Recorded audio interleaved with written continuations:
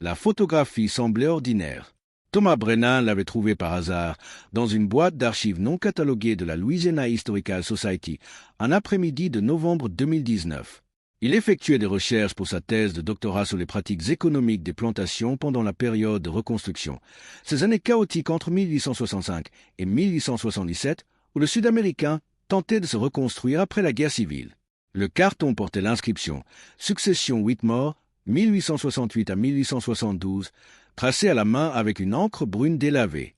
À l'intérieur, des dizaines de documents administratifs soigneusement pliés et classés, actes notariés rédigés dans un français juridique archaïque, contrats de location de terre aux termes impitoyables, registres de comptes détaillant chaque transaction, chaque dette, chaque sac de coton récolté. Et cette photographie, glissée entre deux pages jaunies, sans légende, sans date visible, comme si quelqu'un l'avait placée là sans réfléchir, ou au contraire, avec beaucoup trop de réflexion. Une plantation de Louisiane.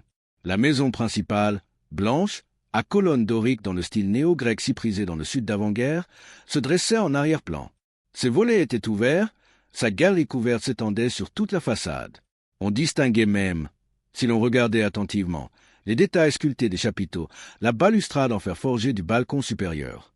Une architecture conçue pour impressionner, pour proclamer le statut social de ses propriétaires. Devant elle, 14 personnes posaient dans ce qui semblait être une réunion familiale formelle. Des hommes en costume sombre, gilets boutonnés, montres à gousset dont les chaînes brillaient légèrement dans la lumière du matin.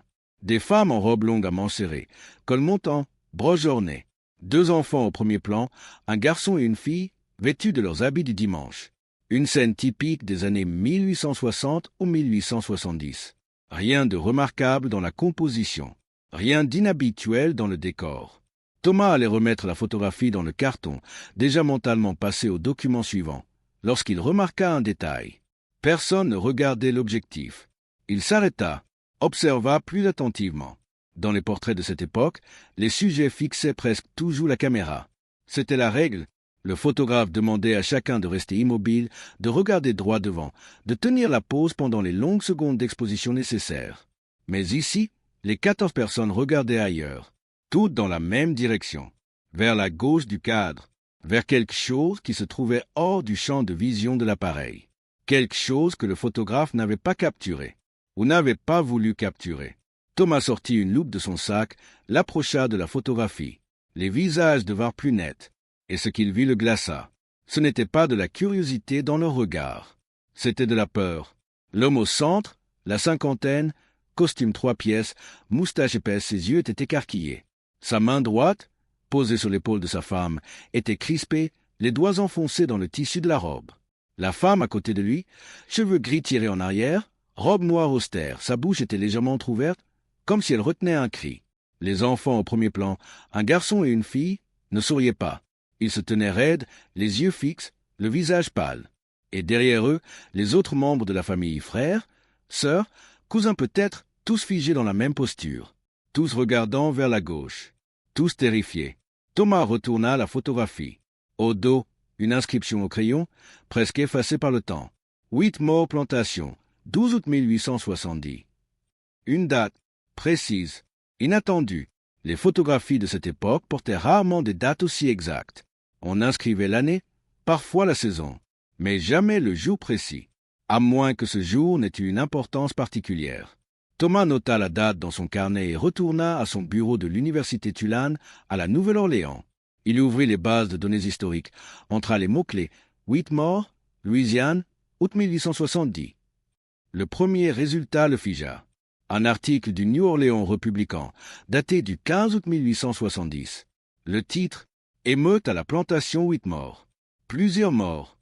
Thomas cliqua sur le document numérisé. L'article était bref, froid, rédigé avec la distance clinique d'un journal qui rapportait des faits sans les interroger. Le 12 août, une violente confrontation a éclaté à la plantation Whitmore, située à 20 milles au nord de Bâton Rouge.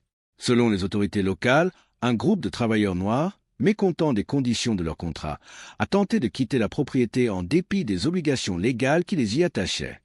Thomas s'arrêta. Des obligations légales. Il connaissait ce langage. Il l'avait étudié pendant des mois. C'était celui de la reconstruction.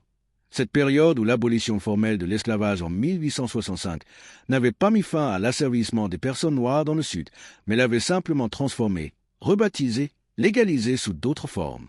Les États du Sud avaient créé un système ingénieux pour maintenir les travailleurs noirs dans une forme de servitude déguisée. Des Black Codes, des codes noirs avaient été adoptés dès 1865 et 1866. Des lois qui criminalisaient le vagabondage, obligeant les hommes et femmes noirs à signer des contrats de travail annuels avec les planteurs sous peine d'arrestation. Des contrats qui les liaient aux plantations pendant des années. Des avances d'argent qui se transformaient en dettes impossibles à rembourser. Des amendes pour chaque jour d'absence. Des pénalités pour chaque retard. Un système qui emprisonnait les travailleurs dans un cycle sans fin. Et si quelqu'un osait partir sans autorisation, c'était un crime, une violation de contrat. Les shérifs locaux, souvent d'anciens propriétaires d'esclaves ou leurs fils, étaient chargés de les ramener, par la force s'il le fallait. L'esclavage avait changé de nom, pas de nature. Thomas connaissait les chiffres. En 1870, 5 ans après l'abolition, près de 90% des travailleurs noirs en Louisiane étaient encore liés aux mêmes plantations où ils avaient été esclaves. Même terre, même propriétaire, même champ de coton. Seul le vocabulaire avait changé. On ne disait plus « maître », mais « employeur ». On ne parlait plus de « propriété », mais de « contrat ».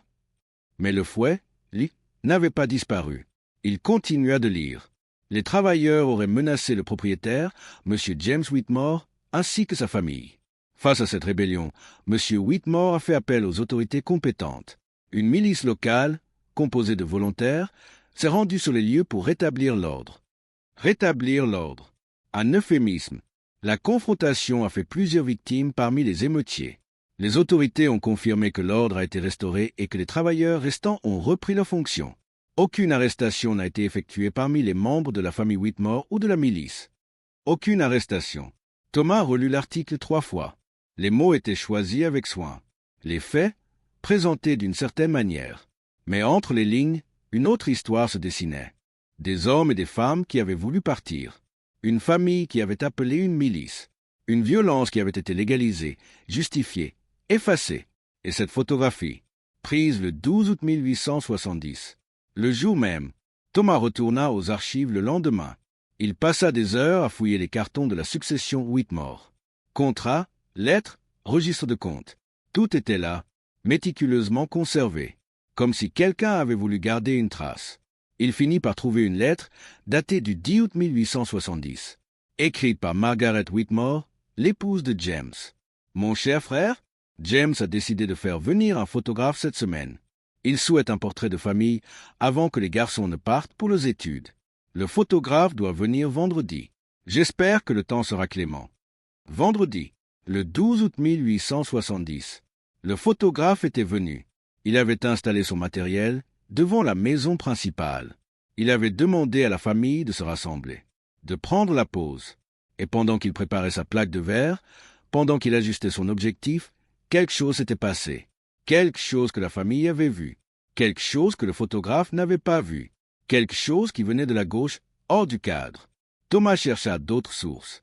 Il consulta les archives paroissiales de la région de Bâton Rouge, entreposées dans un bâtiment humide qui sentait le moisi et le papier ancien. Il examina les registres de la milice locale, ces groupes de volontaires qui servaient officieusement de bras armés aux anciens propriétaires de plantations. Il passa des heures à lire les témoignages recueillis par les agents du Freedmen's Bureau, l'agence fédérale chargée d'aider les anciens esclaves pendant la reconstruction, créée en 1865 et dissoute prématurément en 1872, sous la pression politique des démocrates sudistes. Ces rapports, que Thomas avait déjà étudiés pour sa thèse, étaient déchirants. Des centaines de pages décrivant des violences systématiques, des contrats frauduleux, des familles séparées, des meurtres impunis. Les agents du bureau, souvent d'anciens officiers de l'Union, essayaient désespérément de faire respecter les droits des freedmen, les affranchis, mais ils étaient en sous-effectif, mal financés et constamment menacés par les populations blanches locales. Il trouva un rapport daté du 20 août 1870, rédigé par un agent nommé Samuel Crawford. Le document était sobre, factuel, mais entre les lignes, on sentait l'horreur et l'impuissance. Un agent nommé Samuel Crawford y décrivait ce qu'il avait découvert en arrivant à la plantation Whitmore 8 jours après les événements. Les corps n'ont pas été enterrés dans le cimetière de la propriété où reposent les membres de la famille Whitmore et leurs ancêtres. Ils ont été jetés dans une fosse commune, à l'écart des bâtiments principaux, près de la limite de la propriété, dans une zone boisée non cultivée. J'ai compté 14 dépouilles, bien que l'état de décomposition et la manière dont elles ont été entassées rendent le décompte exact difficile. Certaines portaient des traces de balles, au moins 6 que j'ai pu identifier. D'autres présentaient des traumatismes crâniens ou des fractures suggérant des coups violents portés avec des objets contondants. Aucun registre officiel n'a été établi. Aucun nom n'a été consigné. Le shérif local, interrogé, a refusé de commenter. M. Whitmore affirme qu'il s'agissait d'une légitime défense face à une rébellion violente. Aucune enquête n'a été ouverte. 14 morts. Anonymes. Effacés. Thomas ferma le dossier. Il pensa à la photographie, aux 14 personnes qui regardaient toutes vers la gauche, vers quelque chose qui arrivait. Il comprit soudain ce qu'elles avaient vu. La milice. Elle était en train d'arriver. À cheval, probablement. Armée. Visible depuis la maison principale. Mais pas depuis l'endroit où le photographe avait installé son appareil. La famille avait vu les cavaliers approcher. Elle savait ce que cela signifiait. Elle savait ce qui allait se passer. Et le photographe, concentré sur sa plaque de verre, sur son temps d'exposition, sur la lumière du matin, avait déclenché l'obturateur sans comprendre ce qu'il capturait. Pas un portrait de famille. Un instant de terreur partagée. Le dernier moment avant un massacre. Thomas retourna voir la photographie une dernière fois. Il l'observa sous différents angles, avec différentes sources de lumière, lumière naturelle de fenêtre, lampe LED de bureau, même la lumière de son téléphone pour révéler des détails autrement invisibles. Il photographia l'image en haute résolution et l'agrandit sur son ordinateur, zoomant sur chaque visage, chaque main, chaque pli de vêtement. Il remarqua des détails qu'il n'avait pas vus auparavant, des micro-expressions que seule l'amplification numérique pouvait révéler. L'une des femmes, au second rang, avait les mains jointes devant sa poitrine. Pas simplement posées l'une sur l'autre comme on le ferait pour une photographie formelle, mais jointes avec force, les doigts entrelacés, les jointures blanches, comme si elle priait, ou comme si elle se forçait à ne pas trembler. L'un des hommes, à gauche du groupe, avait tourné légèrement le corps vers la droite. Son pied droit était légèrement soulevé, le talon décollé du sol, comme s'il envisageait de fuir, comme s'il calculait mentalement combien de secondes il lui faudrait pour atteindre la porte de la maison. Un autre homme, plus âgé, tenait un chapeau contre sa poitrine, mais ses doigts étaient crispés sur le feutre, le déformant, un geste inconscient de stress. Les deux enfants au premier plan ne souriaient pas, ce qui n'était pas inhabituel pour l'époque où les longues pauses photographiques rendaient les sourires difficiles à maintenir. Mais ce qui était inhabituel, c'était la rigidité de leur corps, la façon dont la petite fille avait l'épaule remontée, comme si elle se recroquevillait, la façon dont le garçon avait fermé les poings. Et Margaret Whitmore, au centre, à côté de son mari James, avait une expression que Thomas mit du temps à identifier. Il agrandit son visage jusqu'à ce qu'il remplisse tout l'écran de son ordinateur. Ce n'était pas seulement de la peur, c'était de la culpabilité. Ses yeux étaient écarquillés, oui. Sa bouche était légèrement entr'ouverte, oui. Mais il y avait autre chose. Une tension au niveau de la mâchoire, un affaissement léger des épaules, une posture qui n'était pas celle de quelqu'un qui subit une menace extérieure, mais celle de quelqu'un qui sait qu'elle a provoqué cette menace, qu'elle en est, en partie, responsable.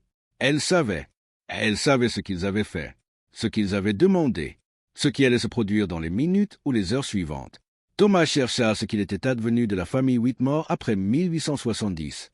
Les registres montraient qu'ils avaient conservé la plantation jusqu'en 1878, puis ils l'avaient vendue et avaient quitté la Louisiane.